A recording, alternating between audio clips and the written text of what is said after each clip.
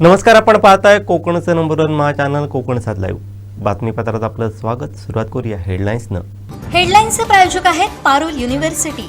यहाँ पॉसिबल है.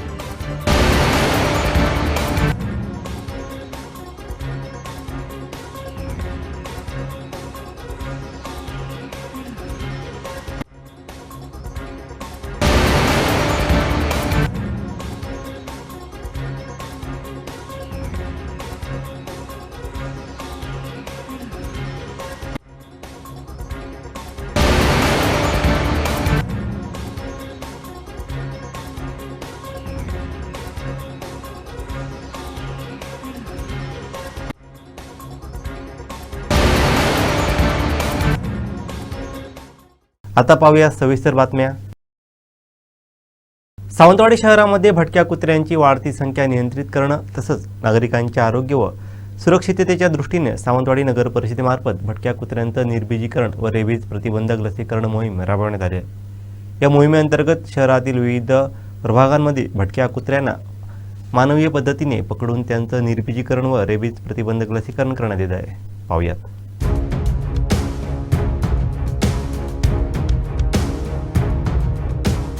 उपचारानंतर संबंधित कुत्र्यांना नियमानुसार त्यांच्या मूळ परिसरात पुन्हा सोडण्यात येणार आहे. या उपक्रमामुळे भटक्या कुत्र्यांच्या संख्येवर नियंत्रण येण्यास, रेबीजचा धोका कमी होण्यास तसंच मानव व प्राण्यांमधील सहअस्तित्व अधिक सुरक्षित होण्यास मदत होणार आहे. ही मोहीम राबवताना नागरिकांनी कुत्रे पकडण्याच्या कार्यात अडथळा निर्माण करू नये. भटक्या कुत्र्यांची माहिती, त्यांचं वास्तव्य अथवा समस्या असल्यास नगर परिषदेस कळवावी. पाळीव कुत्र्यांच्या मालकांनी आपल्या पाळीव कुत्र्यांचं नियमित लसीकरण करून आवश्यक ती काळजी घ्यावी. कोणत्याही अफवा किंवा चुकीच्या माहितीवरती विश्वास न ठेवता नगर परिषदेच्या अधिकृत माहितीलाच प्राधान्य द्यावं. ही मोहीम यशस्वी करण्यासाठी प्रशासनास पूर्ण सहकार्य करावं. नागरिकांच्या सहकार्यामुळे शहरात सुरक्षित, निरोगी व संतुलित पर्यावरण निर्माण करण्यास निश्चितच मदत होईल, असं आवाहन सावंतवाडी नगर परिषदेच्या नगराध्यक्षा श्रद्धाराजे भोसले यांनी केलं आहे. कणकवली पंचायत समिती मासिक सभेत 7 निमंत्रित अधिकारी गैरहजर असल्याचं सांगत सदस्यांनी नाराजी व्यक्त केली आहे. पंचायत समितीची सर्वसाधारण सभा पार पडली. त्या सभेमध्ये एक 15 निमंत्रित सदस्य असतात. हे तुम्हाला सांगतो की माननीय तहसीलदार तालुका कणकवली, माननीय प्रबंधक भारतीय दूरसंचार निगम म्हणजे BSNL, मुख्याधिकारी नगरपंचायत कणकवली, वैद्यकीय अधीक्षक उपजिल्हा रुग्णालय कणकवली, राष्ट्रीय महामार्गाचे अधिकारी असतात, सार्वजनिक बांधकाम विभागाचे प्रतिनिधी कोणतरी आले पाहिजे, जलसंधारण अधिकारी, मृद व जलसंधारण, तालुका कृषी अधिकारी, उपविभागीय अधिकारी, महाराष्ट्र जीवन प्राधिकरण, MACBचे, ST चे आगार प्रमुख, तालुका वनक्षेत्रपाल अधिकारी, सहाय्यक निबंधक सहकारी संस्था कणकवली, उप अभियंता PMJSY कुडाळ आणि जिल्हा आरोग्य अधिकारी.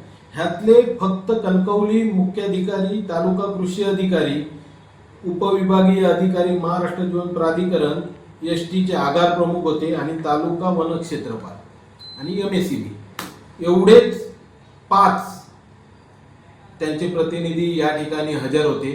7 जी डिपार्टमेंट आहेत त्याचे वारंवार सांगून पण प्रत्येक महिन्याच्या पंचायत समितीची मासिक मीटिंग म्हणजे एक महिन्यातनं एकदाच आपण त्यांना बोलवतो आणि सन्माननीय आमचे सदस्य, आम्हाला लोकांनी लोकप्रतिनिधी म्हणून निवडून दिलेलं असतं आणि प्रत्येकाचं ही जी डिपार्टमेंट आहे त्यांच्याकडे कोणते ना कोणतं काम असतं, अडलेल्या अनेक समस्या असतात आणि त्याच्यासाठी ही महत्वाची एक तालुक्याची बैठक असते आणि त्या बैठकीला हजर राहणं आम्हाला अपेक्षित असतं. त्यांना तसं पत्र पण काढलेलं असतं, पण वारंवार हे अधिकारी आमच्या ह्या म्हणजे निमंत्रणाला केराची टोपली दाखवतात. यासाठी आम्ही या मीटिंगमध्ये एक ठराव घेतलाय की आम्ही स्वतः, आमच्या सभापती मॅडम असतील, आम्ही सर्वच सदस्य मिळून पालकमंत्री साहेबांना एक निवेदन देणार आहोत आणि पालकमंत्री साहेबांनी ह्या सर्व जे डिपार्टमेंटचे हेड आहेत त्यांना पालकमंत्री साहेब सूचना करतील आणि आम्ही आशा करतो की पुढच्या मीटिंगला हे जे वारंवार अनुपस्थित राहतात ते सर्व अधिकारी, ते डिपार्टमेंटचे हेड या ठिकाणी आमच्या मीटिंगला येतील. वैभववाडी तालुक्यातील कोकिसरे गावात बिबट्याची दहशत पुन्हा एकदा समोर आली. भक्ष्याच्या शोधात आलेला बिबट्या थेट एका घराच्या अंगणात पोहोचल्यानं गावकऱ्यांमध्ये भीतीचं वातावरण निर्माण झालंय. पाहूयात.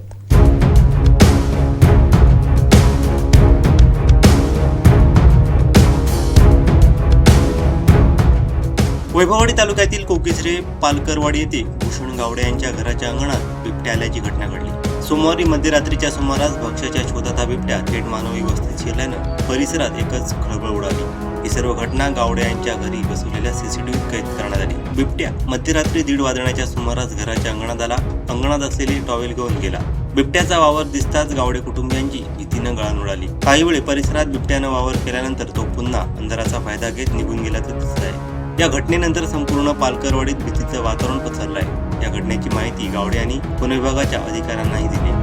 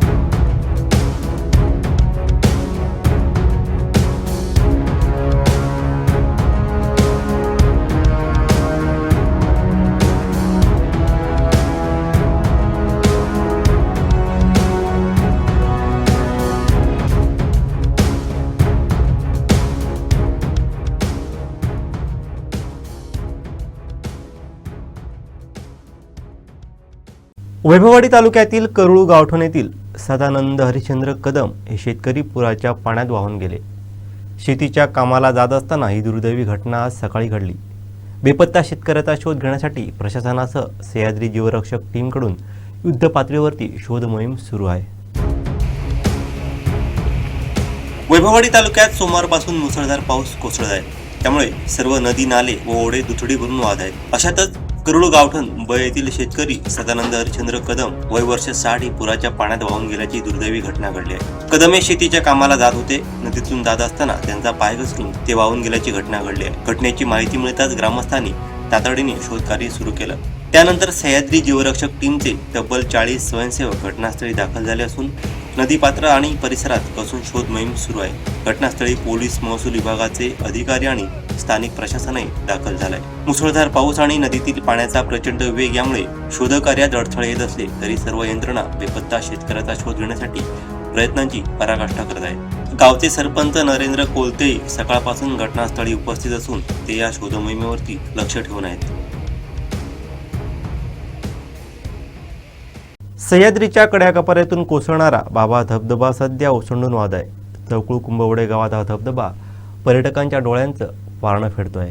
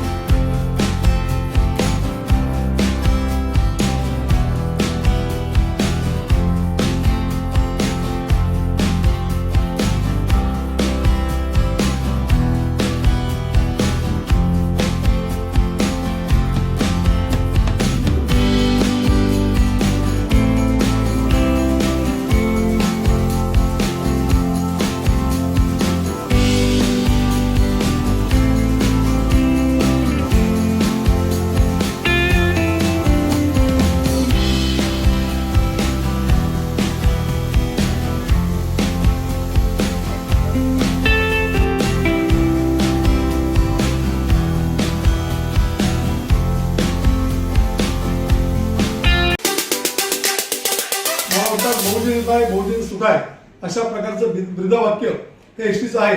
आणि राज्याचे परिवहन मंत्री मला वाटतं आपल्या ठाण्यामधले त्यांनी सुद्धा एसटीचं रुपडं पाळण्याचा प्रयत्न केला आहे. परंतु आज सरळचं जे उदाहरण सभागृहात मांडलं गेलं ते अत्यंत विधानक असं आहे.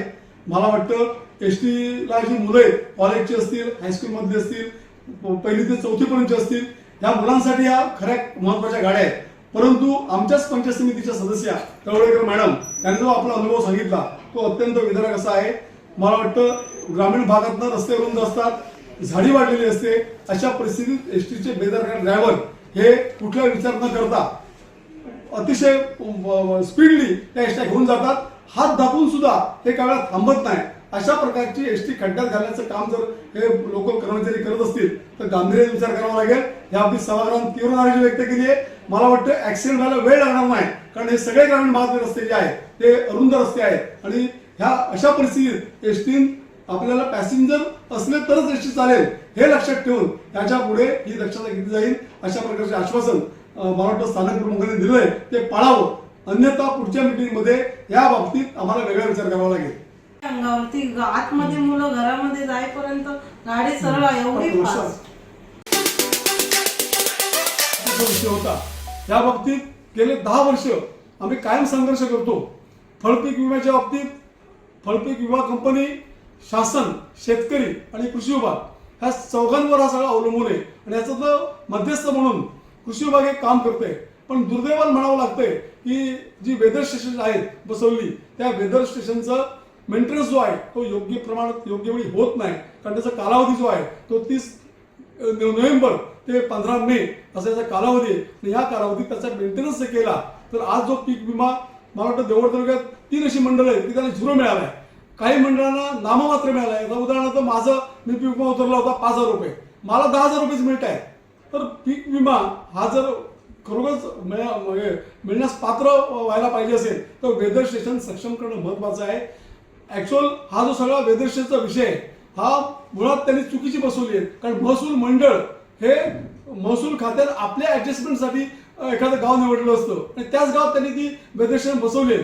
पण फळपीक विम्याच्या बाबतीत, हवामानाच्या बाबतीत त्या महसूल विभागाचं मध्यवर्ती गाव असेल त्या ठिकाणी वेदर स्टेशन बसवली तर खऱ्या अर्थाने त्याच्या नोंदी ज्या आहेत त्याच्या 3 प्रकार नोंदी होतात. एक ह्युमिडिटी किती आहे, टेम्परेचर किती आहे, रेन किती आहे, हेवी रेन किती आहे, ह्या सगळ्याची नोंदी ह्या ॲक्युरेट होतील आणि खऱ्या अर्थाने शेतकऱ्याला फळ विमा जो भरतोय त्याचा लाभ मिळेल.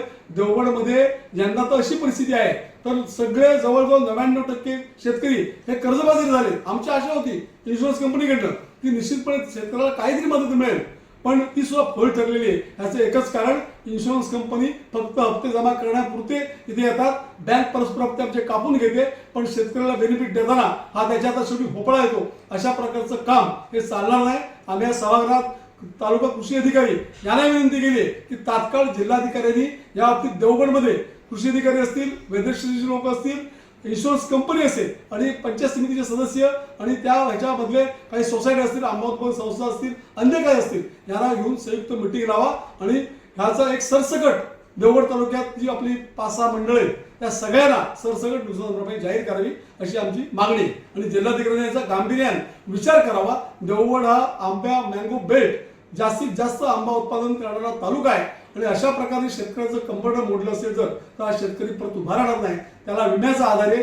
माननीय नरेंद्र मोदींनी फळ पीक विमा अत्यंत चांगली योजना ही सुरू केली आहे, पण यंत्रणेची अनास्था, इन्शुरन्स कंपनीचं हप्ते गोळा करण्यापलीकडे कुठलंही काम नाही. ह्या अनास्थेमुळे ही योजना फेल ठरण्याचं काम ही यंत्रणा करते. तर माझी विनंती आहे जिल्हाधिकाऱ्यांना असेल, प्राणसाहेब असतील, इन्शुरन्स कंपनी असतील या सगळ्यांना नजीकच्या 15 दिवसात या संदर्भात तातडीची मिटिंग लावून इन्शुरन्स कंपनीला सरसकट सगळ्यांना ॲव्हरेज नुकसान भरपाई देण्यासाठी आपण भाग पडूया अशा प्रकारची मागणी आज आम्ही केली आहे. एनडीए मध्ये सहभागी होणार असतात ती माहिती समोर येते. दरम्यान सुनील तटकरे आम्ही त्यांची भेट घेतो.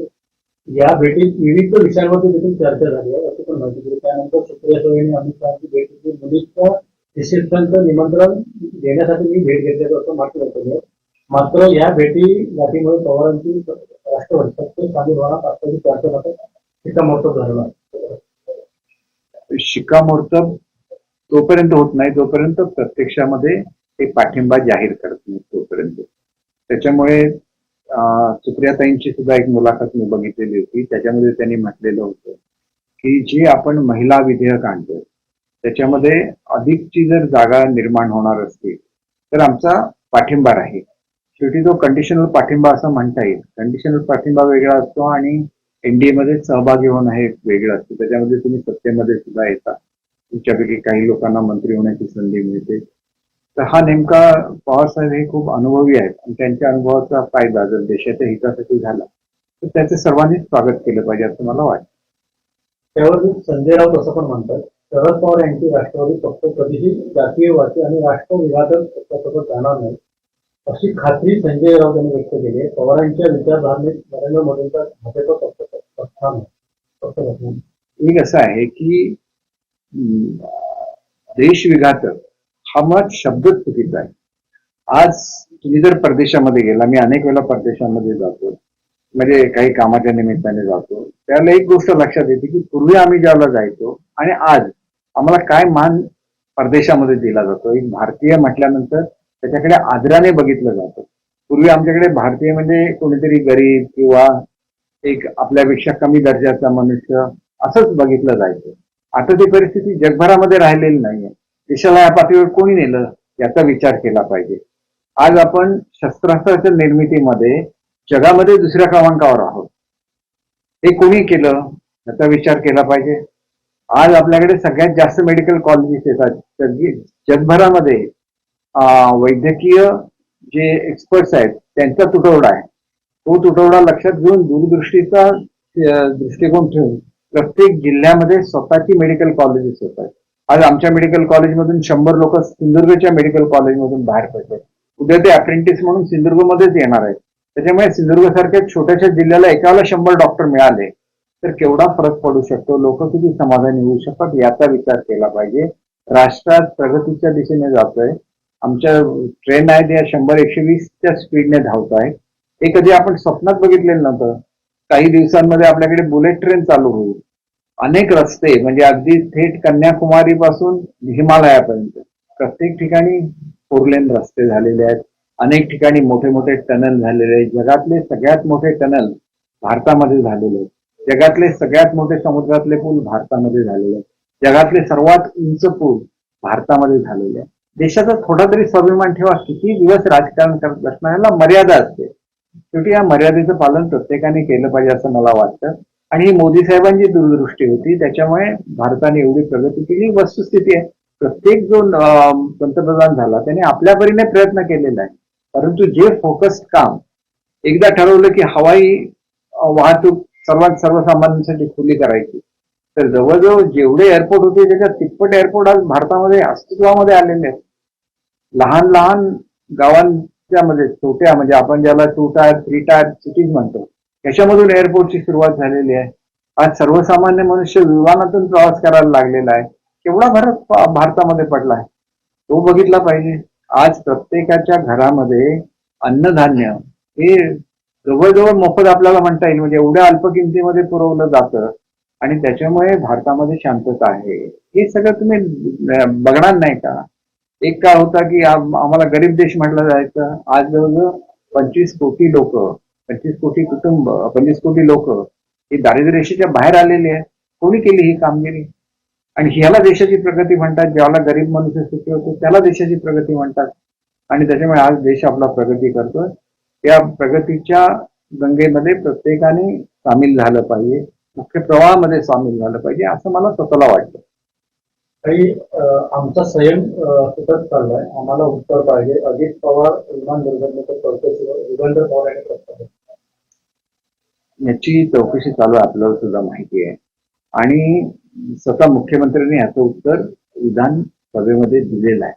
सरकार अतिशय पर्टिक्युलर आहे, परंतु विमान ही काय फार टेक्निकल आणि गुंतागुंतीचा विषय असतो आणि त्याच्यामध्ये अनेक एजन्सीज इन्व्हॉल्ड असतात.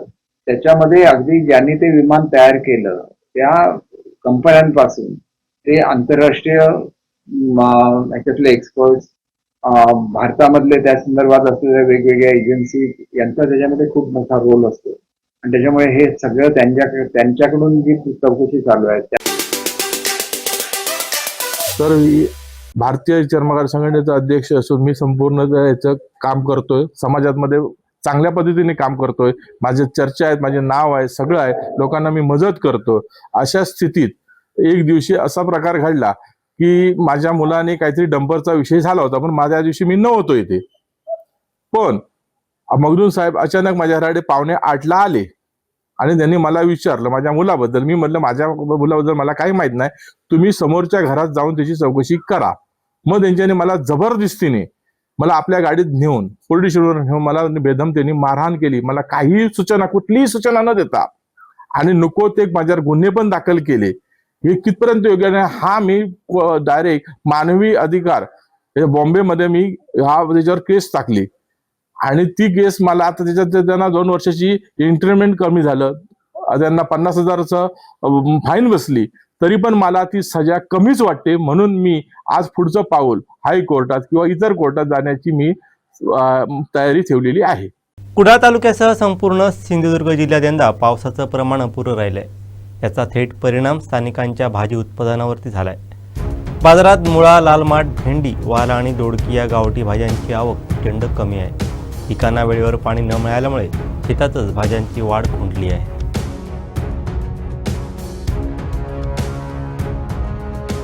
पाऊस कमी झाला त्याच्यामुळे कशी अळी वगैरे लेट झाली. मेमध्ये आम्ही रुजून काढू तरी पण पाऊस पाणी सुकून थोडी रुजून काढली.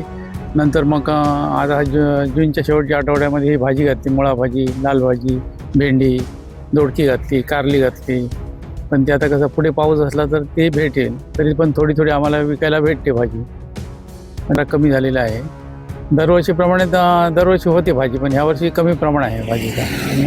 इतर काही नाही तर हे नाचना लावतो, भात लावतो, बाकी तसं उत्पन्न काही नाही. भाजीवरती अवलंबून आहे सगळं. सन्माननीय या जिल्ह्याचे पालकमंत्री नामदार नितेशजी राणे साहेब यांनी मला वाटतं म्हणजे गुरुवारी ज्यावेळी इथे देवगड तालुक्यात होते त्यावेळी बापर्डे मंडळमधून सर्व आमच्या शेतकरी बांधवांनी पालकमंत्री नामदार नितेशजी राणे साहेब यांच्याकडे निवेदन दिलेलं आहे.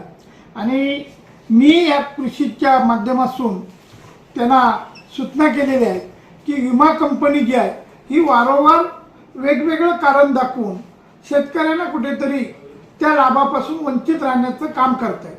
पण पालकमंत्री साहेबांनी सुद्धा सांगितलेलं आहे की कुठच्याही परिस्थितीत जी आपली 2 मंडळं राहिलेली आहेत, बापर्डे मंडळ आणि देवगड मंडळ, ह्या दोन्ही मंडळाला जो हा 26-27चा आंब्याचं नुकसान झालेलं आहे आणि एवढं केव्हाही कुठच्याही वर्षी आंबा नुकसान झालेलं नव्हतं, ते ह्या देवगड तालुक्यामध्ये ह्या 26-27मध्ये नुकसान झालेलं आहे.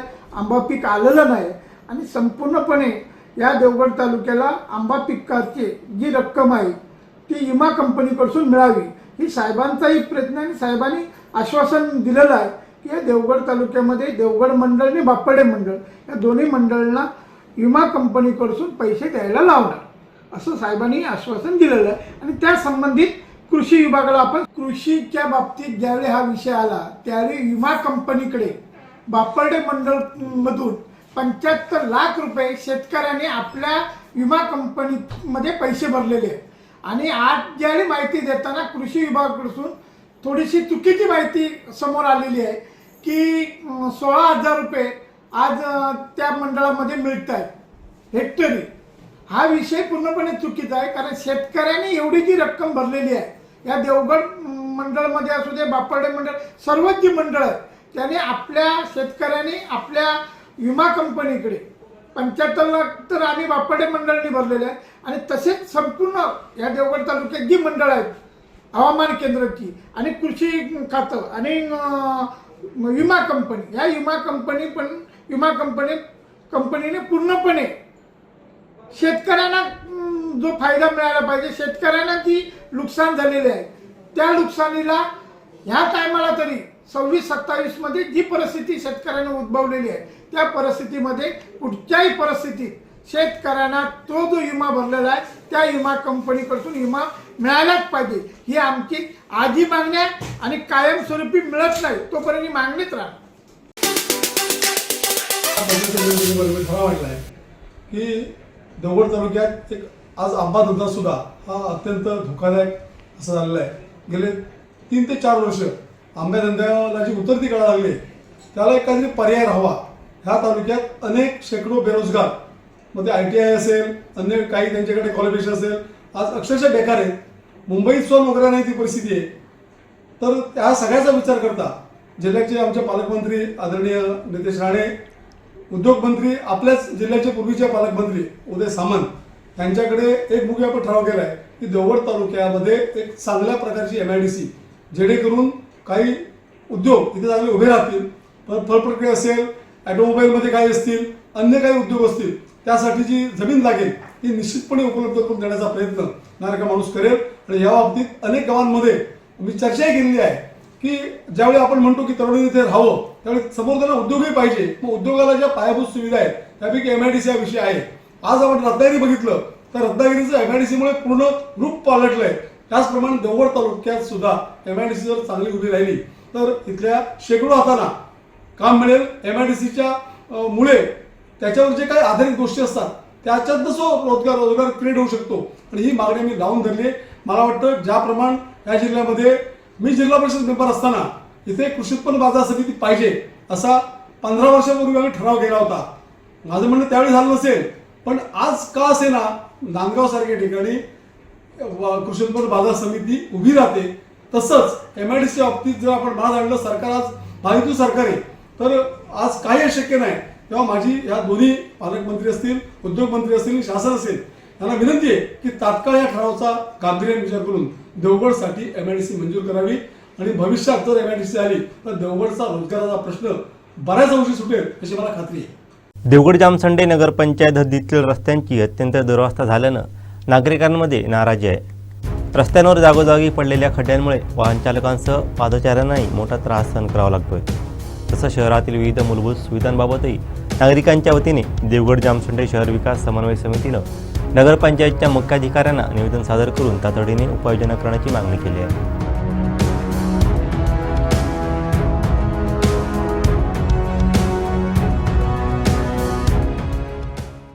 नंबर 6 मध्ये आदर्श कॉलनी, त्याच्यातून आम्ही एक स्त्री म्हणून एक मुद्दा मी मांडतो. आमचे रस्ते झाले नाही, तेव्हा रस्ते आम्हाला करायला पाहिजे. 12 वर्ष झाले रस्ते झाले नाही. आम्हाला खूप त्रास होतोय. आमची लहान मुलं, म्हातारी, वयस्कर लोकांना खूप त्रास होतोय. तेव्हा लवकरात लवकर रस्ते व्हायला पाहिजे. गार्डनमध्ये लाईट बसवले पण ते सुरू नाही आहे, ते सुरू करून द्यावे. पाण्याची सोय आम्हाला करून द्या. पाण्याची सोय व्हायला पाहिजे, साफसफाई व्हायला पाहिजे, लाईटही चालू करायला पाहिजे. आता येथील रहिवाशांची प्रामुख्याने ही मागणी आहे की कॉलनीमधले जे रस्ते आहेत ते अतिशय दुरावस्थेत आहेत. रस्त्यांना मोठे मोठे खड्डे पडलेले आहेत. आपण बघायलाच तर लहान मुलं इथे सभोवताली खेळत आहेत, त्यामुळे ती धावताना पडतात आणि त्यांना लागतं. त्यामुळे कॉलनीतले पहिले रस्ते व्यवस्थित केले जावेत. तसेच आदर्शनगरमध्ये हे जे गार्डन झालेलं आहे त्या गार्डनची अवस्था ही दुरावस्था झालेली आहे. कारण गार्डन अतिशय छान आहे परंतु मेंटेनन्स नाही आहे. जिकडे सगळीकडे गार्डनमध्ये गवत वाढलेलं आहे, त्यामुळे त्यामध्ये सरपटणारे प्राणी येऊ शकतात. तिथे लहान मुलं खेळत असतात, त्यांच्या जीविताला धोका निर्माण होऊ शकतो. तसेच कॉलनी गार्डनमध्ये लाईटचे पोल बसवलेले आहेत परंतु त्यांना लाईटचं कनेक्शन दिलेलं नाही आहे. तरी येथील रहिवाशांची अशी मागणी आहे किंवा विनंती आहे की लवकरात लवकर गार्डनमध्ये लाईट सुरू व्हावा. तसेच कॉलनीमध्ये पाण्याचा सुद्धा मोठा प्रॉब्लेम आहे. तर या लोकांची अशी मागणी आहे की इथे लघुनळ योजना व्हावी, जेणेकरून त्यांना काही प्रमाणात तरी पाण्याचा प्रश्न त्यांचा सुटेल. तर ह्या मागण्या वॉर्ड नंबर 6 मधल्या आहेत आणि त्या तातडीने व्हाव्यात एवढी आमची समन्वय समितीची कॉलनीतल्या रहिवाशांतर्फे विनंती आहे नगरपंचायतीला. शेवटी ठळक घडामोडी पुन्हा एकदा. हेडलाईन्सचे प्रायोजक आहेत पारुल युनिव्हर्सिटी. यह पॉसिबल है.